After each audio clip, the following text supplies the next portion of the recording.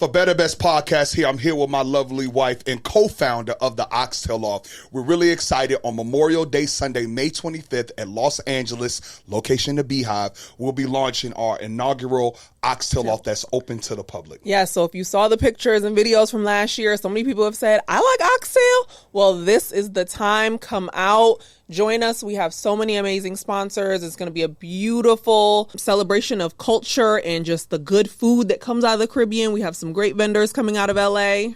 And we're really excited to host you all, have you all experience a little taste of that Trinidadian culture that we talked about today, May 25th, the Oxtail Off. The link to buy tickets is in the show notes. So buy your tickets. We'll see you there.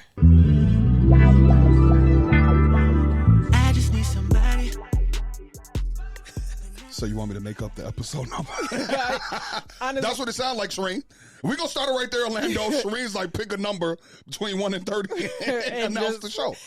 Welcome to episode 26. Let's go, 26 of For Better Best Podcast. It's your boy, Charles Beloved, and I'm here with my very beautiful Canadian tuxedo. I was going to say Canadian tux. Hello. I forgot the Canadian accent. But my phenomenal woman, phenomenally, and the host of the show, Mrs. Shereen Kirkendall. What's up, baby? It was mad hard on that, Mrs. Yeah, because I want to let her know you out the game. Because I don't know if y'all paying attention to Shereen. She's giving, I'm trying to leave my husband soon. And so I just got to make sure I keep flexing my muscles. But no. You've been getting finer the closer that you're getting to 40. And in my 20s, I used to think about old people, what's the word? Trying to see something. When you were in your 20s in high school, you thought that 40 was old. So I was like, they be doing. But now that I'm in it with a close to 40-year-old, I see what y'all saw. A close to 40-year-old is crazy. And you act like we are so far in age. We're decently far away. You're also close to 40. You're over 35, so you're closer to 40 than you are to 30. Yes, as a 36-year-old and you being, 38 very, very soon. Don't jump to 38. Like, I'm 37 years old. Heard, but you're looking beautiful. Keep going. What's going on, babe? So y'all be knowing we be batch recording. Yes. This is I want y'all can you tell them what batch recording means? Okay, so we record a lot of episodes in one day. So there we we'll go. Come to the studio and we'll record like 3 episodes in one day because what is time? We don't have any. Exactly. We cannot I don't even know what that week. means. So I want to show y'all. It's April 22nd. All right.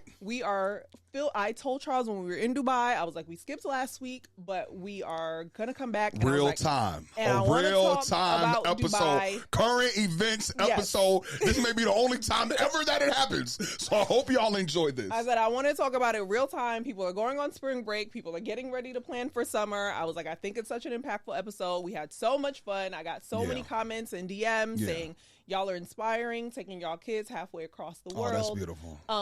So what sparked, why Dubai? That is because I was anti-Dubai. Yeah. So when it came to spring break, and now we kind of made this into a thing. Obviously, last year we took the boys to Paris and London, but that was for Christmas. It was right after Christmas. But this year we're like, okay, we're going to do spring break. And I was looking at Mexico. I had my heart set on Mexico. I was going to do Mexico City. Deep diving in CDMX, Mexico City. I was looking in Cabo, Cancun, Puerto Vallarta. Like, I'm looking it all up. And the issue was flights ranged around like $500 to $700 per person, and we have 4. We have to buy 4. You know what I'm saying? Let's be real. And then hotels for the caliber of hotels that I want to stay at. Yes, because I want to be very clear. If you're staying at the Best Western, this would not be an issue. But the caliber hotels that I was looking at, which is like a Ritz-Carlton, a St. Regis, I say that respectfully. Prices were like $800 and $900 a night. 4 or 5 nights. So when I looked at the totality of the cost, and CJ had been not begging, but he learns new things at school or through YouTube. And then he's like, I want to do this. And then he's talking about it all the time. Burj Khalifa. I'm just so tall. I'm so intrigued. I'm like, well, let me just search Dubai. And this is a place that we had not been in going on close to 10 years. Yeah. And we had only gone because of a flight glitch when we would talk about. I looked up Dubai and flights direct from LA were like $900 to $1,000 per person. So we're not talking a crazy delta between, like $200. We're talking $200 per person now. And then the hotels, the Ritz-Carlton and stuff, was like $500. So it was actually cheaper hotels in Dubai than there were in Mexico. And then the flight price was, I don't want to say nominal, but it was not that much different. It wasn't crazy enough. Yeah, so I said, wait a minute. So to the naked eye, it looks like, oh, we did some crazy big extravagant. This was a cost-saving mechanism. Okay, now what do you mean? What do you mean? Okay, girl math. It was not a cost-saving. All right. That was a little girl mathy. I was anti-Dubai because I was supposed to be pregnant. True. We planned this months and months ago. We planned maybe October of last year. We bought our flights. And I was like, I'm going into this. I'm going to be pregnant. I don't want to be on no flight. And I also knew this is something I wanted to talk about because I feel like social media makes people feel, you see us in, we fly first class. I did not want to be in the back of the plane. Yeah, no, it was going to be back of the plane. Because I knew he was going to be in the back of the plane. Oh, you was going to be in the back. We called just to humor ourselves because we were like, we'll look into a business. We'll look into economy comfort. Yeah. Like, there's levels. But we called, comfort was gone. So and we flew Emirates. So we don't have status on this airline. Yeah, no, there's no upgrades. There's none of that. Yeah, we're like everybody else. And do you want to know how much they said our upgrades to first class would be? You know how you know it's bad when the agent cackled before telling us the amount. That's the situation. When she giggled, I said, "Girl, you giggling." I said, we might as well not even continue this conversation. She said $15,000 per person. Per person to get Emirates first class. I said, "Girl, you better take a pill. You better take something and go to sleep." So that ain't happening. We're leaving. We left last Saturday. Yeah. And I didn't even tell you, but as we're packing up the stuff, getting in the car, CJ goes, are we flying first class? What cabin are we? Cabin? That's thanks to Yaya. Yaya got this man thinking that he missed the first class because he traveled with her and she be getting upgraded. I'm like, listen. There's levels. You gotta have to humble yourself a little bit, kid. I mean, I know you live in first world, but that's a bit much. You also had him fly Delta One too. Yeah, but I work hard, so I can fly first class because I'm actually the one providing. Him as the beneficiary of my efforts should not be coming to me about first class. But my mama said I did that when I was young. Your mother says you are your son's father. I know. I was the same way because when you get a little bit of, when you get that taste of first class, you'll never want to go back. But so we booked the trip to Dubai. Really excited to go. But Dubai, back in 2015. Yeah. Some of y'all may not know this, so this is not for Gen Z. Gen Z, I'm sorry, you may not even have heard of this. But my millennial folks, there was a flight glitch on Christmas Day on the internet. This is before TikTok, all of that. Gen Z, this ain't for you. It was on Facebook. It wasn't even Instagram thing. We talked about it on Instagram. This was Instagram back before there were stories, and people were just posting on their grid. So we were Christmas Day scrolling. People were like, "Oh my God, I just booked a trip to Dubai for like $400, like $300-400 per person." Was what we were seeing. Yeah, and we saw it, and we galvanized a few people because it was like, "Yo." It was too quick to be able to organize a large group trip. So we just picked the date on our calendar, talked to 1 or 2 people, and then we posted, hey, we're going to Dubai. These are our dates. The glitch is happening. So it was a viral year for young black travelers. Dubai ain't never seen that many black people in one black year. People invaded Dubai in 2015. And let me be very clear. This is before Gucci bone, double Van Cleef bone, Gucci belt bone ring. We were poor. We were dead broke in Dubai, but we were planning our wedding, so we were really poor. Yeah. So we did not do much trip, but we were there. We went saffron brunch. We had a blast. We did saffron brunch. We did a boat day. We did do a boat day. We did do a boat. Okay, we did all right. We did all right. And that was the thing.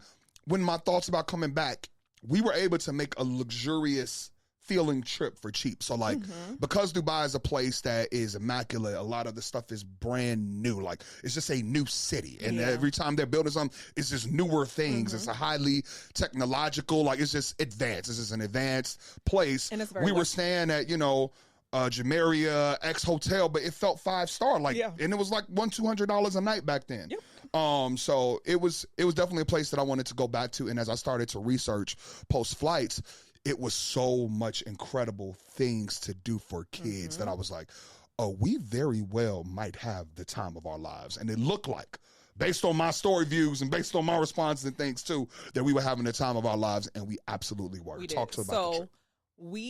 Charles's brother Dubai really all started because Charles's brother calls me and he's like, last year their spring break was a week off from our spring break. Yeah. So he calls me, he's like, hey, tell me when your spring break is because they actually moved my kid's spring break up a week or back a week. And I think now we're the same week as you guys if yours stayed the same. And I was like, it did. He's like, okay, so we have the same spring break. So he's like, we should do something together. So if you don't know, Charles has an older brother and he has 2 boys.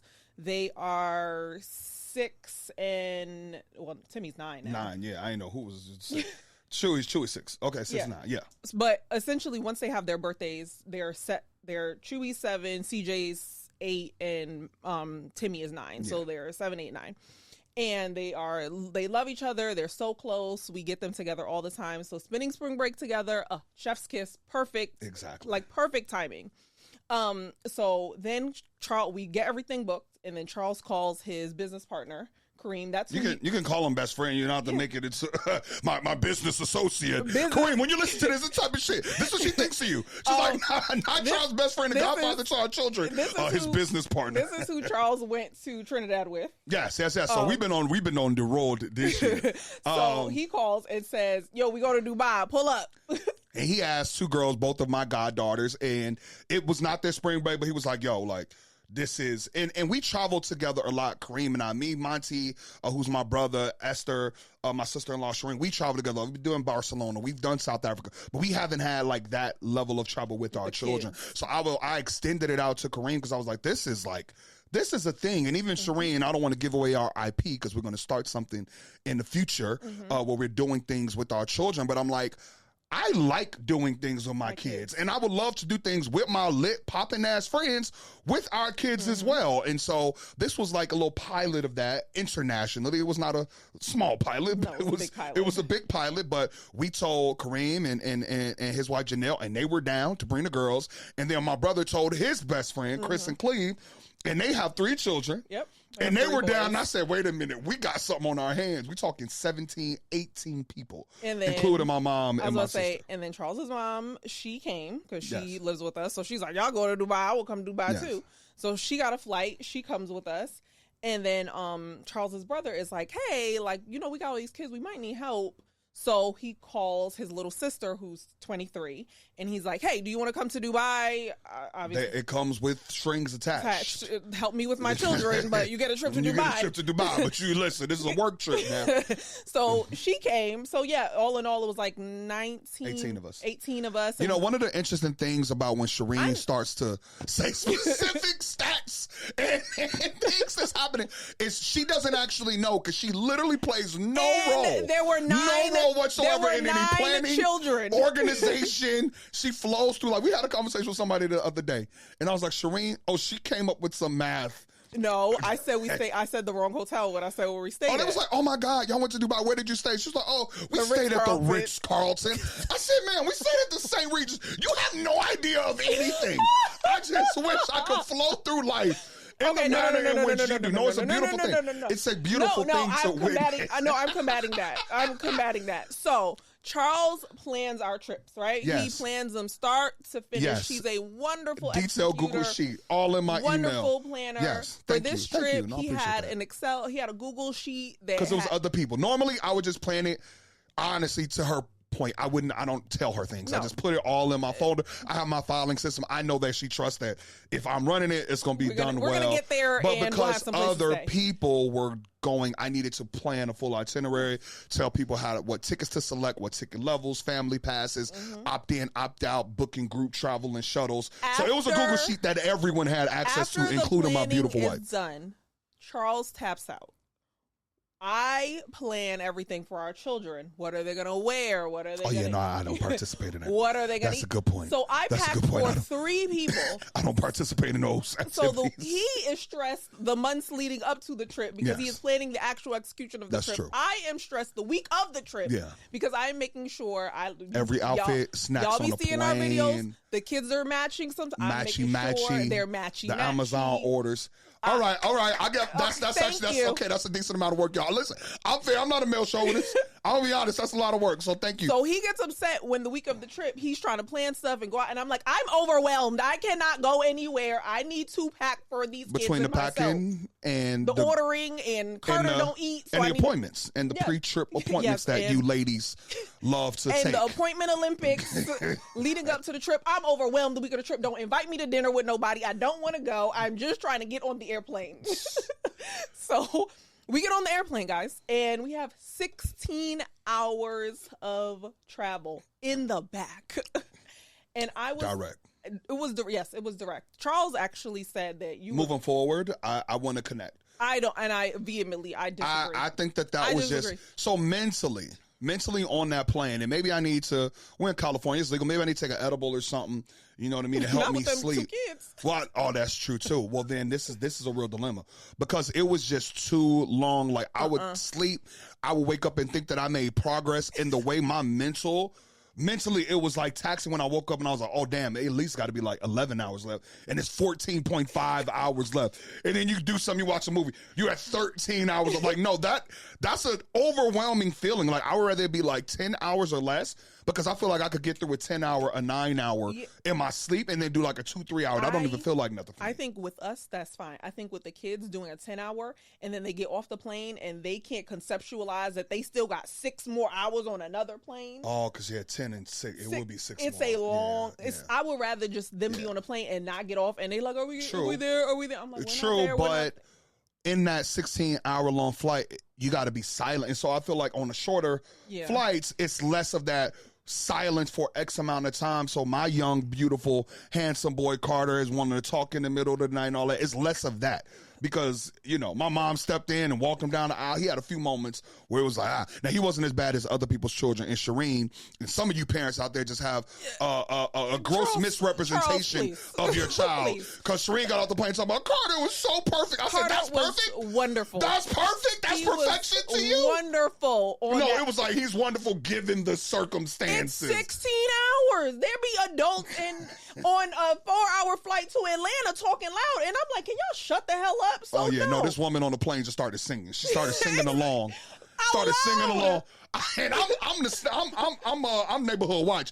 I pressed my little flight button, ding. I was like, man, can you get her to stop singing? And then somebody else was playing music loud on their phone or something. I said, ding, can you please tell him to stop? So my 2-year-old, who actually has no self-awareness because he's 2, was absolutely wonderful on that flight. All right, but we got through it. But that's your preference. But I personally would break it up. And if her and I travel, like, then we could do it overnight in one of these cities and see some stuff and that tax. You know what I mean? And then go. So that's just how I like to do it when we're going to be doing a longer than 15-hour flight. I don't think I want to do direct. We left LA at 4:45 on Saturday, and we got to Dubai, 6 o'clock? 7 o'clock on Sunday. So basically we lost an entire day. Yeah, in the air. Honestly, 2 days, because Saturday you can't really do nothing because you got to get to the airport. Late, yeah. And then so we met all our friends. Everyone was there. Monday we woke up early, and them kids was jet lagged on Monday night because they were up at 3 a.m. chit-chatting. Oh, yeah. But that was to be expected. And we went to the Burj Khalifa. So that was the first thing we did. That was what CJ wanted to do. He wanted to see the Burj Khalifa. I think everything we did in Dubai, I had a great time. The Burj Khalifa was probably the worst. If you ever go to Dubai, please go see the Burj Khalifa. You can't go and not see it. But it's a tourist trap. We waited online for 3 hours. It was like 3 hours. No, we spent a significant amount of time just standing there because it was line into line into line into line. And I'm somebody who understands the time value of money. And I thought that we paid a decent amount for the ticket. It was a combo ticket. And it doesn't, you don't go to the top. So you go Burj Khalifa has 2 levels. 2 levels. They bring you to the middle level, which is what we had done before. And I spent enough money on these kids, so I was fine going to the middle. This is like a decently costly, I don't even know, but it may be like $60 a person. And then you get there and they're like, oh, well, for $100 more, 100 USD, I'm talking about, you can go all the way to the top and skip the line. And I said, well, no, because that's 1, 2, 3, 4. Absolutely not. I got stuff to buy. So we skipped it. But then as I went from line to deceptively at the end, then another line into another line, I said, I would have paid y'all damn $400. You should have just told me because this is crazy. And then you get to the top and you're up there for what, maybe 10? Maybe 15 minutes, yeah. Really, there's nothing to see. Like, you get up there, it's windy. Dubai is like a city in a desert. Yeah, so it's not, you see the surrounding buildings, then all you see is desert after that. There's really no view. Yeah, but you got to do it. You definitely got to do it. We went up there, we took the pictures, everyone took their photos, the kids did it, it was hot, and then we went back inside. Then we went back down. And got back on another line. And then you got a line to go down because you didn't get the VIP. The VIP just kept walking in and leaving. I'm like, I'm not used to this gen pop. And then we had small children with us, so I was holding Carter, and Charles's mom, she's had knee surgery and ankle surgery, so she can't stand for a long time. So they were able to expedite and leave, but we wanted everyone to come. And so we would get a few people to like, on the expedited part, and we'd be like, can we get other people? They're like, no. One child, one adult. So even though we were breaking up and some people were leaving early, the rest of us had to suck it up and stand in the line. So that was honestly half of the day on Monday because we got there at 11 and didn't get done till like 3. Yeah, but I would say some of the highlights overall from the trip was the food. Like Dubai has such a melting pot of diverse restaurants. Of diverse people, so we were literally there chomping on some oxtail. Chomping, what's it called? Yamin. Oh, I was like, what? Yamin pawn, chomping. Y'all see, I'm still learning. Trinidad, your beloved, is still learning. But yamin pawn, all the oxtail. So we went to 2 places, Miss Lily's, which is a famous New York Caribbean restaurant. We went to Ting Irie, which was fire, y'all. Ting Irie. Absolutely fire Caribbean food. We got there on Sunday. Charles made a reservation on Sunday at 9. I said, there's a restaurant open Sunday at 9 o'clock. Yeah, no, restaurants stay open late. And our friends, they were like, oh, that food looks good. We're going to walk over. So I go and I'm like, are y'all still seeing people? She's like, oh yeah, kitchen don't close till 1:30 a.m. on a Sunday. Yeah. No, you can live a life in Dubai. Then we went to a steakhouse. You know, I had to do something fancy. So Brooklyn Shop House. So like you can live that was Abu Dhabi. Yeah, we went to Abu Dhabi, but you can live a truly American experience in Dubai, or you can get the authentic stuff too. Yeah, if you someone was asking me that, and I was like, Dubai, it's actually super westernized. Yeah. Like there was Raising Cane's, Cheesecake Factory, everything. And it tastes like the U.S. Like there are places that you go to McDonald's in London, it don't taste like the McDonald's in the U.S. No. Dubai McDonald's Raising Cane's tastes like you in Atlanta.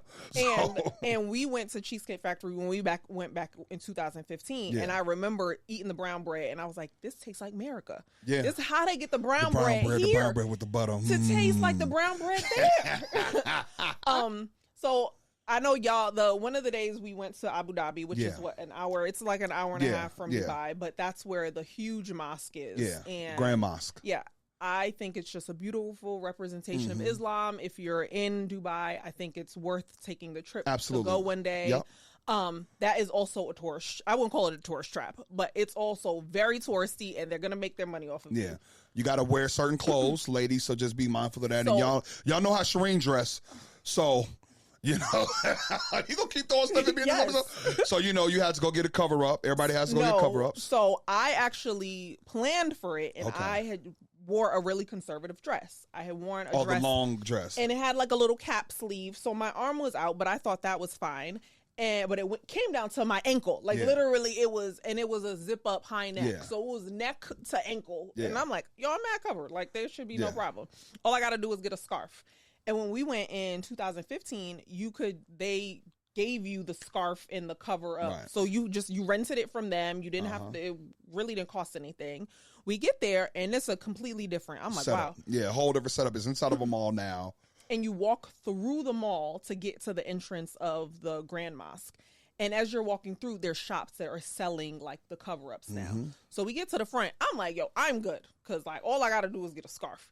He's like, you need socks, your ankles are showing. He's like, and your arms have to be covered. I'm like, my arms have to be covered. Fellas, tell these ladies, sometimes you need the ladies, sometimes you got to tell these ladies to cover up. So cover it up a little bit. So we all the women end up having to go to the shops and buying something. I went in there, I said, give me the cheapest one you got. So Charles's mom posted a picture, and I'm going to post this week too. and you'll see all of us in like the same black cover up because none of us wanted to pay anymore.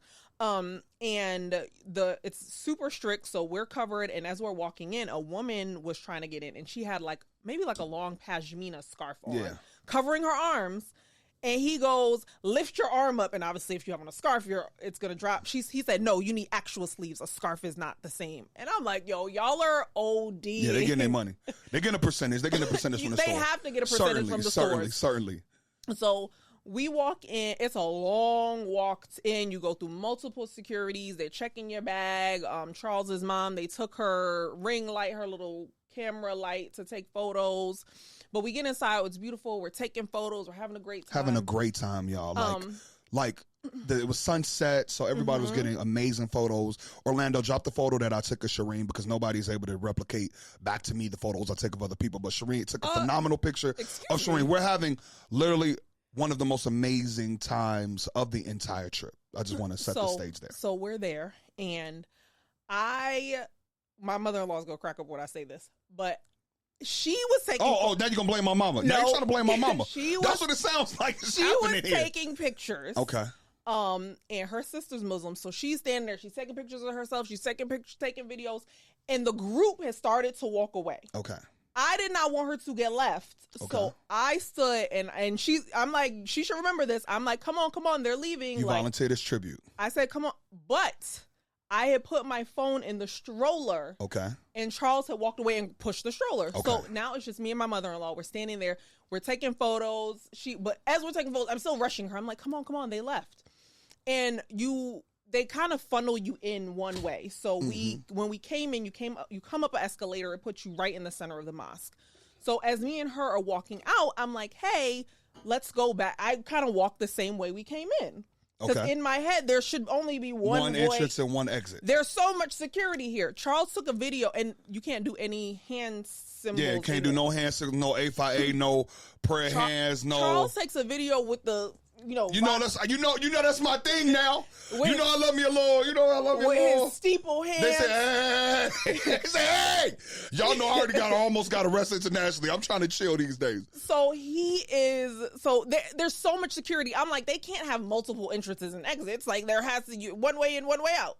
So her and I we start walking towards the escalator to leave. And I tell her, I'm like, hey, let me call Charles and tell him that let's find out where they are so that they know we're leaving.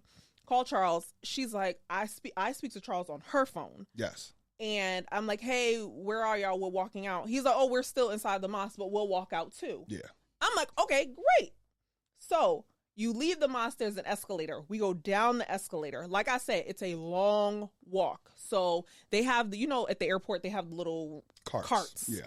So Charles's mom is like, I'm going to get on a cart. And I'm like, cool. In retrospect, what I should have done was tell her, you get on the cart, I'll walk and I'll meet you at the end. Right. But I stayed because they said, hey, we're coming right now. Yeah. So in my head, it's almost time for our dinner reservation. And we'd only been separated for like 5 minutes. So I'm like, y'all can't be that far from us. Yeah. So I'm like, they got to only be 5 minutes behind us. So I tell her, I'm like, hey, you go. I'll wait for them right at the bottom of the escalator because I'll see them as they come down. And then we'll meet you. She's like, okay, cool. Again, I have no phone, so I have no concept of time. Here we go. See, the belaboring stories trying to justify your wrongdoings. So I get a call from my lovely wife. I don't look at who's calling me. Shot-Town, Shantina, Shireen, they look the same on my phone. I answer. I hear from her. We're leaving. Cool. I galvanize all other 16 people. We all exit. There's a straight path from where we were directly to the actual exit, the initial or the normal exit, I guess. It's like a roundabout. You go all the way through, end on the opposite side, where Shireen went and exited where you came through, which is also an exit, but that's not the main exit that we now know. So as we finish up the full roundabout, we see our shuttle literally right in front of us. So it looked like we went in an entire circle. And everybody gets to the shuttle. I wait a few minutes. The shuttle wasn't even there, so we waited some time for the shuttle to return. Got everybody on. I'm calling mommy, like, where you at? Like, come on. So mommy comes, and I'm calling Shireen, and she's not answering the phone. So I'm like, okay, maybe she went to the bathroom. I'm assuming your she's with mom my didn't mom. say Shireen. No. Mommy thought she was gonna get left. So honestly, it's a conversation between you and my mama. But she was all, "Oh, y'all about to leave? I'm right behind you." So my mama mishandicapped half the time she ran. She ran us to make sure she didn't get left for dinner. So she was there. You, on the other hand, she walks up, and I'm a little slightly frustrated because we've now taken a little bit longer, and we're going to be late, and I planned a perfect itinerary. She pulls up, and Shireen's not there. And I'm like, "Mommy, where's Shireen?" And she's like, "Oh, she left me. She was waiting on y'all." And I said, "What?" So then I'm like, "All right, let me check location." So I checked the Mind location. you, Charles does not check. Look, I'm surprised he even knew how to do it. I had to Google it. No, I'm just kidding. I'm kidding, because when you go into the person's text message, it says where they are. So I was like, okay, so it makes it easier to check somebody's location. You know, Shireen just checks my location for fun. Oh my God. So Don't be so loud. I clicked on it, and then it was showing that she was like right around. So I thought you were walking towards us. But then as I gave it another 5 minutes and you didn't come, and I was like, is her phone here? But we had put the stroller underneath the shuttle bus. So I was like, wait a minute. She probably dropped it in a stroller or something. And I came on the bus, and then I went from like a little disappointed and angry because we were a little late to like straight up Liam Neeson mode. I said, my wife is out here, no phone. She could have got snatched up. I got genuinely worried. And we had no way of communicating with her. So I'd go Kareem, and I look him in his eye. I'm like, we got to go find Shireen. So we dip off like Taken 4, the Lost in Abu Dhabi, to go find Shireen. So we're walking, we're going back through the mosque. I'm like, okay, if anything, she's going to be like in the middle of where everybody is. Like, she's a woman, so she knows, like, don't be in no hidden corner. So I go like to the middle of the grand mosque where everybody's taking pictures. She's not there. Oh, you went inside of I went back inside the mosque. So what I realized is I waited. It felt like a long time to me because I had no concept of time because I didn't have a phone. But I ended up, I don't even know what time me and your mom got to the staircase, but I waited at the escalator, and I'm looking up the escalator for them. I went up the escalator, standing at the edge of the mosque. Look, I'm like, because I should be able to see them coming. So I'm like peeking, and then I go back downstairs, and I'm standing there waiting. And then I'm like, okay, well, let me go back upstairs again. So I go back upstairs again. I walk to the long This is crazy. Everything other than like, just walking to the bus. Well, I was like, I can't even remember where the bus is. I don't remember what the bus looks like, so I'd rather just stand here and wait. So finally, I go back into the mosque, and I ask the security guard, I'm like, hey, can you tell me the time? And in my head, I was like, did they find a spot and they're taking a bunch of photos? And like... Jesus Christ, y'all. I'm worried out of my mind. So me and Kareem security do not see her. Me it's 6:30. Yeah. And I'm like, at 6:30, I'm like, okay, our reservation was at 6. There's no way they're still in this mosque 30 minutes later.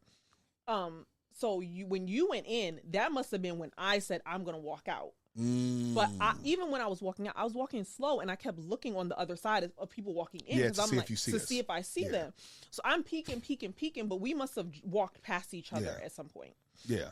So anyway, Kareem and I split up. Shireen ultimately, I guess, tried to call me, but maybe because I was moving and stuff, my phone wasn't going through.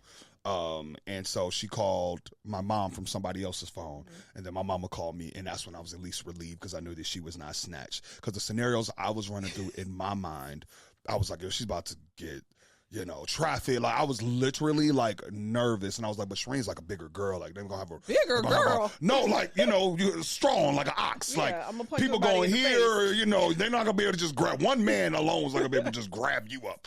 Like, I was like, so is it like 3 crazy looking men? Because I'm like, it's gonna take at least 3 to hold Shireen. I'm literally thinking about it, and I was like, wait a minute, did she sign the insurance policy? I was running through so many scenarios in my head. So until I got that phone call. I walk out of the mosque and I'm back in the mall. So now I'm out in the wild. And I'm like, well, girl, what you gonna do? Because you don't have no phone. And this in the US, this wouldn't have been a problem because I would have asked someone 10 minutes later, I would ask someone to use their phone and just call y'all. But being in a foreign country, I'm like, international, I can't, who speaks English, who doesn't speak English, who's also a foreigner. So I get to the entrance of the mosque at the mall, and I see a gentleman standing there, and he has a phone, and he has on business casual and a name tag. And I'm like, hi, I lost my family. He's like, you need to use a phone? I'm like, yes. So that was very kind. He hands me his phone, and I'm like, can I dial international? I'm like, do I need to go on WhatsApp? He's like, no, you can dial international. So I call Charles. He doesn't answer. Thankfully, I know his mother's phone number That's by heart. that's good. No other people's phone number. But honestly, you probably could have called somebody in America who could have called me on called Facebook. my mom. So we could have figured it out. So but, I know his mom's phone number, and I call his mom, and that she's like, "Where are you? Charlie's looking for you." I'm like, "Tell him meet me in front of the Burger King." So Charles finds me, meets me in front of the Burger King. Yes. And I was thankful. rescued. I was, man, very, very nervous. So that took the trip left, but we were able to, galvanize and still come. But I was really sad if I thought I was going to lose you. I got on the bus, and my sister-in-law was like, he was so worried. No, I was very worried. At least I genuinely loved you, because that was crazy. Don't ever do that again. Like, keep your phone. But some other highlights so we get out of here about Dubai. Dubai is known for gold. Yellow gold. They have like a 22 karat yellow gold. So it's really, really, really good. You go to the gold souk. So we bought CJ and Carter these matching hood chains. But actually, I was told, I think it's hood. I think children who are not like girls wearing jewelry as a child is a little hood. It's a little urban. But I was told in my DMs, I was getting slandered, that it's like a Caribbean thing too, that they put boys in jewelry, so they have nameplate bracelets, and it's a Bronx thing. Like anybody, Third Ave for them, it's jewelry stores. When she starts talking her New York talk, you guys, and they all got nameplate bracelets for the babies. My mom wanted to buy one for CJ, and Charles actually refused. I was against it. I was absolutely against it, but I caved, and it looks good. CJ does not take it off. He actually loves it. He loves it. Maybe because he sees his mom and me wearing jewelry all the time. So yeah, they have 22 karat gold, 18 karat gold, 18 karat white gold. I was able to, grab another. I'm sorry, I don't know if y'all can zoom. You might want to zoom in on my neck. So we looking real good out here, and then you get 5% VAT tax. So that was the disappointing thing. Y'all know we're Europe shoppers, where we're normally 12, doing 12, 16, Barcelona. So 5% was like, that's not enough to justify some crazy purchases. So we didn't go too crazy. But the positive thing about Dubai was the inventory. Y'all. Well, think of any kind of market, like a food market. Think of that, but it's jewelry stores. Oh, my God. No, not just jewelry. I'm talking about designer. Yeah, they have inventory of... Oh, you didn't go with me to these things. You weren't in the mix. Oh, you talking about Rolex. We went to the Rolex store. We went to 3 different Rolex stores. And if you're in Paris or you're in Barcelona, they might have one for sale that's not just on display. We literally saw at least 12 Rolexes across those 3 stores that were available for purchase. That's crazy. Ranging from presidentials, all rose gold presidential, to, some of the entry level date just. Charles did not get a Rolex. I was shocked. Well, I got more important things to buy this year, so I had to tell myself no. So just so y'all understand. We got Rolexes at home. Just so y'all know, Charles does not just spin to spin. I'm like, I got other things. So I did not buy anything, but it was just beautiful. To just see the inventory and be like, wow, when I am financially able. I'm going to buy Sharina Rolex. I'm going to go to Dubai and buy my wife a beautiful Rolex. Myself for a little something extra. So no, inventory shopping was great, but food spectacular. The vibe spectacular. Hotel price is not crazy. Like, it is honestly a place. And then we were able to do like a little turn up. We did like Nikki Beach. We rented a yacht. We rented a yacht for, it was a short period of time, 2 hours, but it was maybe like $600, $600 to $800 for 19 people, y'all. So I'm like, to the naked eye, look like we have some crazy luxurious, and this is like a yacht. I'm not talking about no catamaran like we be renting in the U.S. No, we were on a yacht for real, and it was $600-700. So I'm just like, again, I'm not discounting the overall cost of the flight and everything, but you could do a really great A1 vacation in Dubai. So take your kids, go to Dubai. The flight is long. They might cry. You'll never see those people again, so it really doesn't matter. Put snacks in your suitcase. Everyone will survive, and have a great time. Dubai beloved, thank y'all for tuning in. Episode, whatever Shireen wants to call it, for Better Best Podcast.